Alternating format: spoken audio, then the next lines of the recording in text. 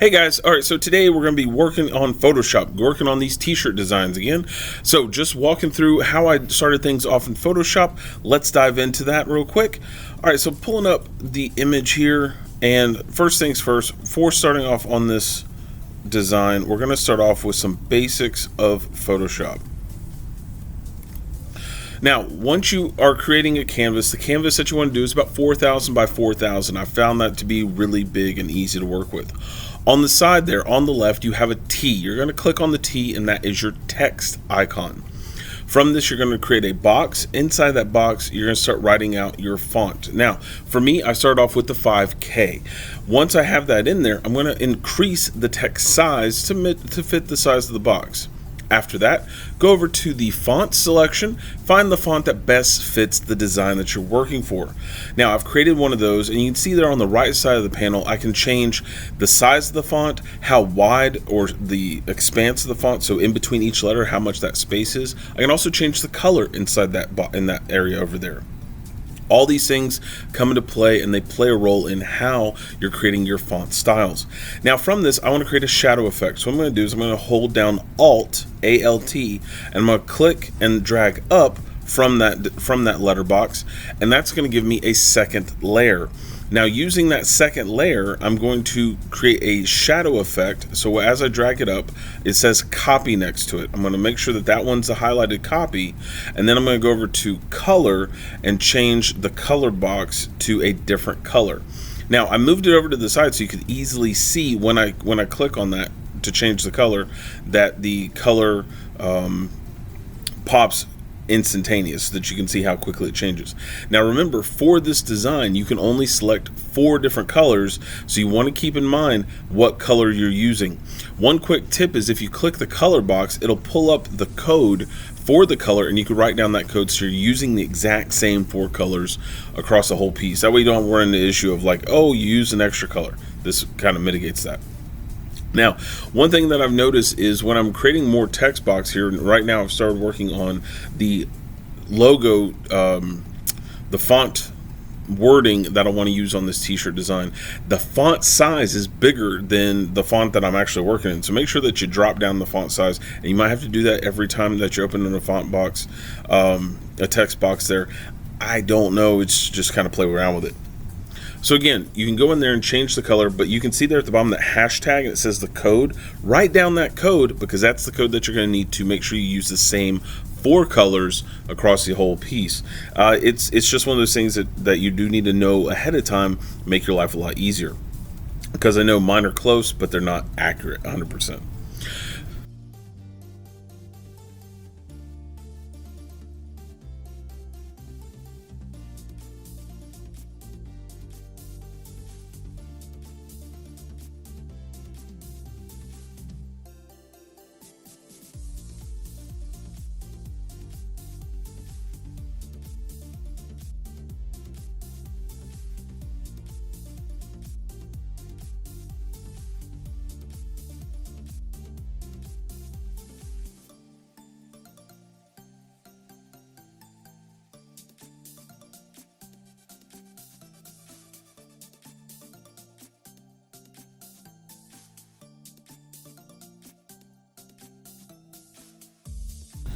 Now I'm going to use the eyedropper tool to select a color. So if you don't have that color, you don't want to use the color swatch selector, you can always use the eyedropper. Notice as it comes off, it turns into an eyedropper. That is so that you can get the exact same color.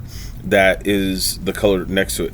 Now notice this thing here, because I have such a drastic darker shadow underneath the 5K, that 5K that's above it looks way darker because of the offset of the white backdrop and the shadow effect box. Your color just looks darker, but the 5K and the raced wording are the same colors.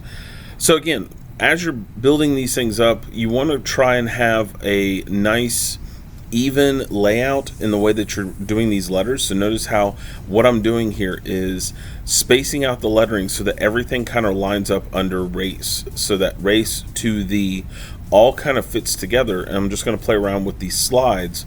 You're going to use that bottom right one out. Remember, one's like kerning, one's leading. They mean different things in doing fonts. I'm just going to use the slide rule, and sliding those pieces together to make sure that everything works out in a nice even format. So again, once you have all these components together, again, you're just kind of putting pieces in there, trying to get down your font structure. That's first. After that, then we're going to work into the design aspect.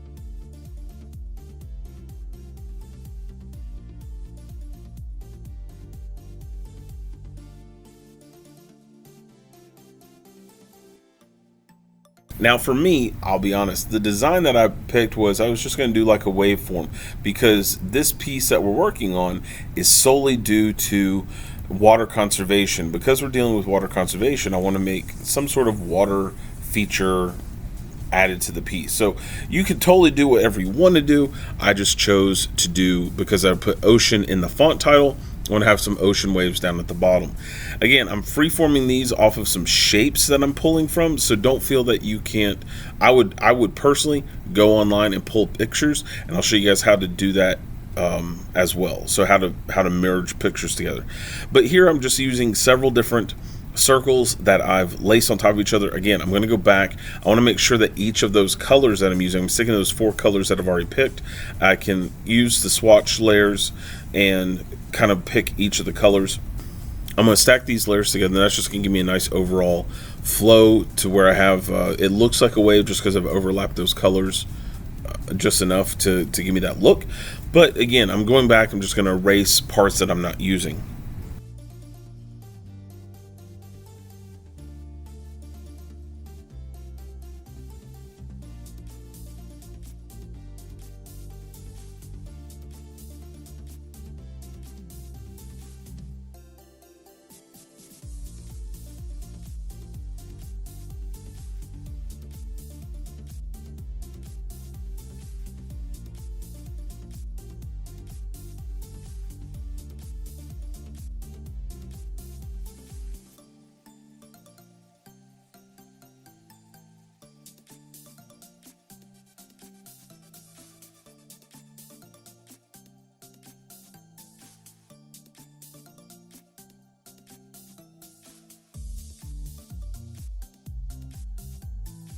Now, as you're doing this and you're kind of just playing around with the shapes, don't feel like you're married to any of these things. You can delete layers as you're working on it, but that's the key. That's the key mindset of dealing with Photoshop. We're always working in layers.